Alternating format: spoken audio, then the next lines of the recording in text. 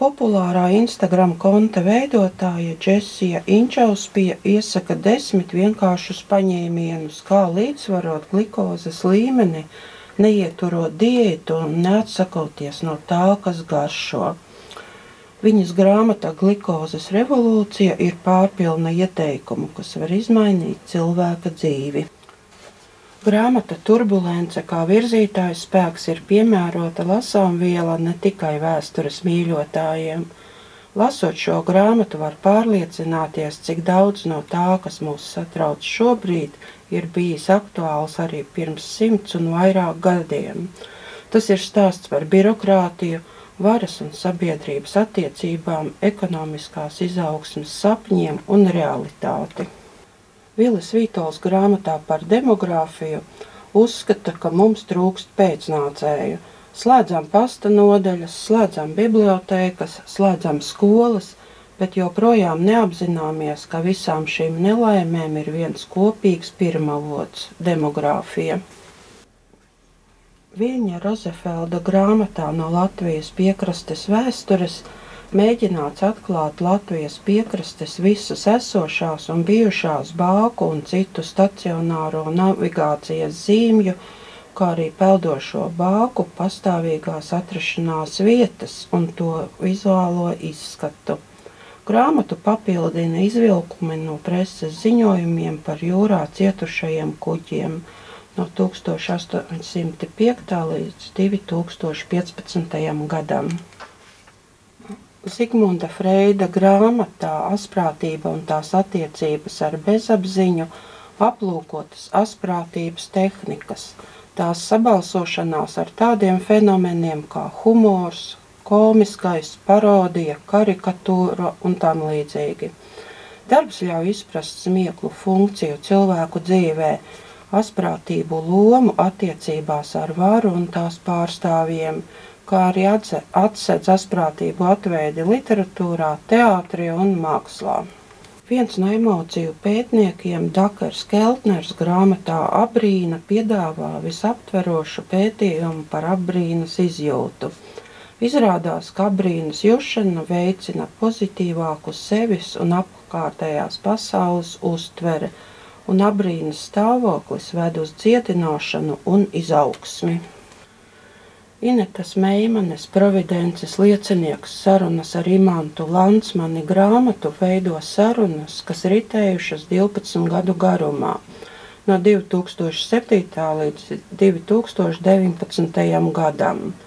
Grāmatu var atšķirt jebkurā vietā, un tur būs Imants Landsmanis, cilvēks, kas modinājis rundāli no sabrukuma un veltījis tai savu dzīvi, gleznotājs, filozofs, fatālists un izsmalcināts dzīves vērotājs.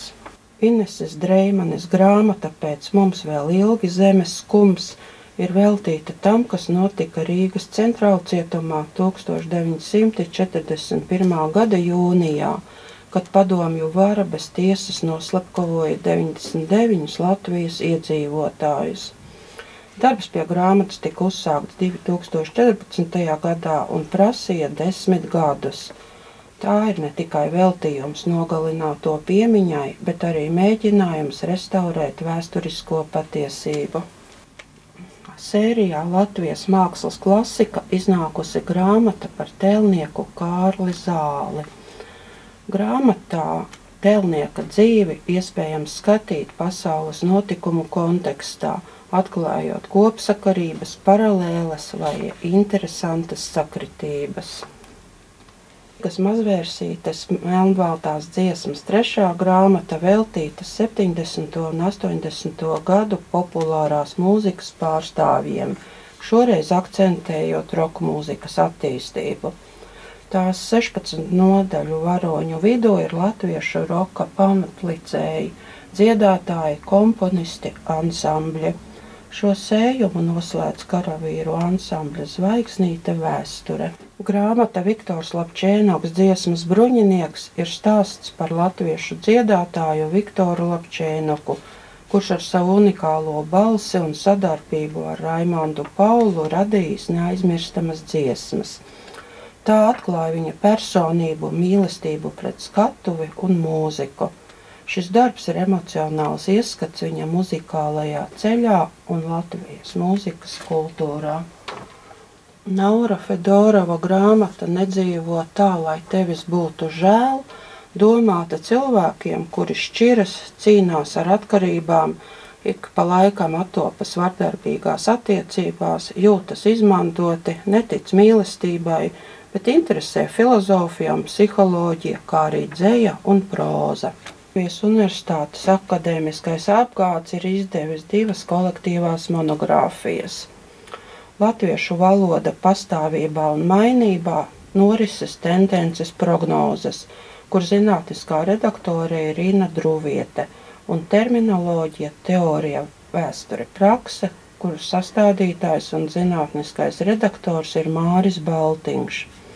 Grāmatas ir pētnieku mēģinājums sniegt ne tikai ieskatu latviešu valodas un tās izpētes pagātnē un tagadnē, bet arī iezīmēt valodas attīstības tendences nākotnē.